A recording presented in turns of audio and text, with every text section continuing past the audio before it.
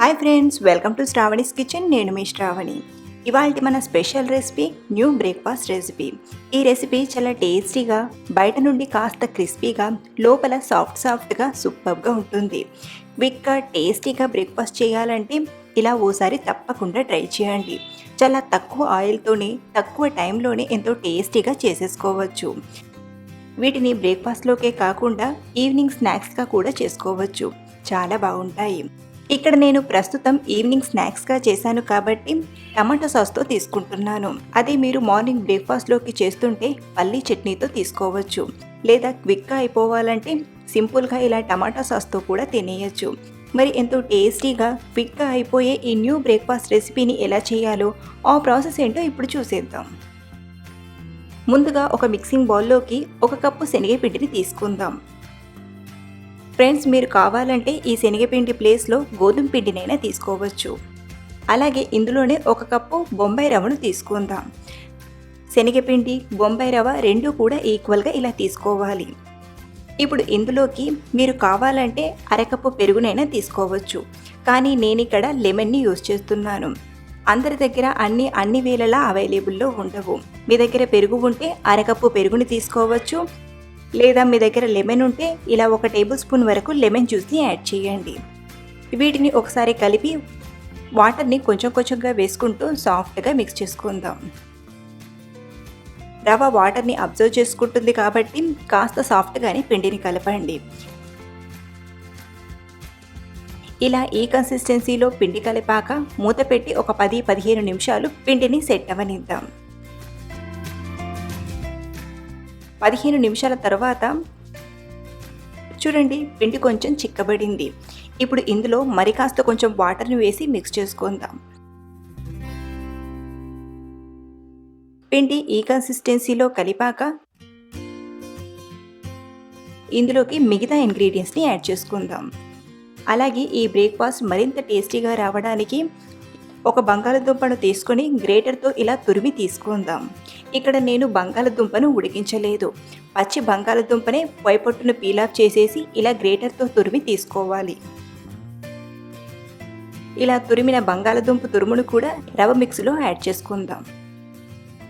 ఇప్పుడు ఇందులోకి మిగతా స్పైసెస్ వచ్చేసి 2 సన్నగా తరిగిన పచ్చిమిరపకాయ ముక్కలు, 1 సన్నగా కట్ చేసిన ఉల్లిపాయ, కొద్దిగా కొత్తిమీర తురుము, అలాగే 1 చిన్నగా కట్ చేసిన టమాటా ముక్కలు, అలాగే ఇందులో మీరు కావాలంటే క్యాప్సికమ్ ముక్కల్ని, క్యారెట్ తురుముని కూడా యాడ్ చేసుకోవచ్చు. ఇందులోనే 1/2 టీ స్పూన్ అల్లం వెల్లుల్లి పేస్ట్ని, అలాగే 1/2 టీ స్పూన్ కారం, 1 టీ స్పూన్ ధనియాల పొడి, రుచికి సరిపడా ఉప్పు వేసి మిక్స్ చేసుకుందాం. అలాగే ఫ్రెండ్స్, ఇక్కడ నేను జీలకర్రను యాడ్ చేయలేదు. మీరు కావాలంటే జీలకర్రను కూడా 1 టీ స్పూన్ వరకు యాడ్ చేసుకోవచ్చు. వీటన్నిటిని ఇలా బాగా మిక్స్ చేయండి. కన్సిస్టెన్సీ అనేది మరీ చిక్కగా ఉండద్దు, అలా అని మరీ పల్చగా కూడా ఉండద్దు. ఇలా కలిపాక చివరిగా ఒక 1/2 టీ స్పూన్ వంట సోడాను యాడ్ చేసుకుందాం. చాలామందికి వంట సోడా, బేకింగ్ సోడా ఒకటేనా అని అడుగుతున్నారు. వంట సోడా అన్నా బేకింగ్ సోడా అన్నా ఒకటే.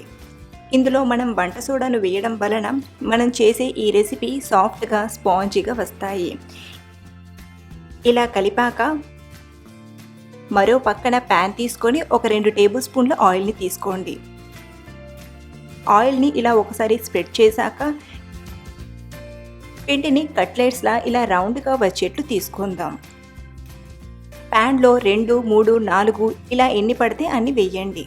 ఇక్కడ ప్రస్తుతం నేను ఒక 2 కట్లెట్స్లా వేశాను. ఇప్పుడు మూత పెట్టి మీడియం ఫ్లేమ్లో 1 నిమిషం ఉడికించండి. 1 నిమిషం తర్వాత ఈ కట్లెట్స్ని స్లోగా మరో పక్కకి టర్న్ చేసుకుందాం.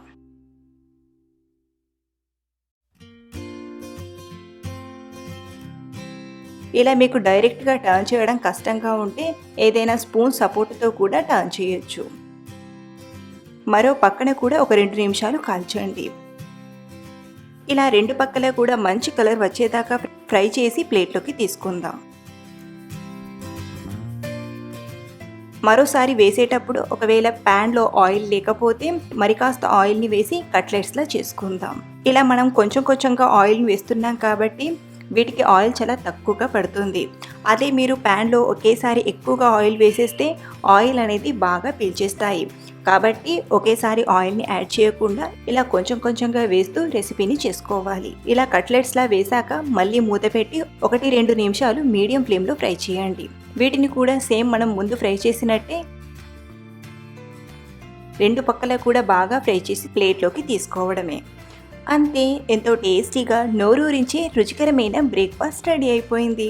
చాలా తక్కువ టైంలోనే టేస్టీగా బ్రేక్ఫాస్ట్ ప్రిపేర్ చేయాలంటే ఇలా ఓసారి ట్రై చేయండి. మీకు మీ ఇంట్లో అందరికీ కూడా భలే బాగా నచ్చుతాయి.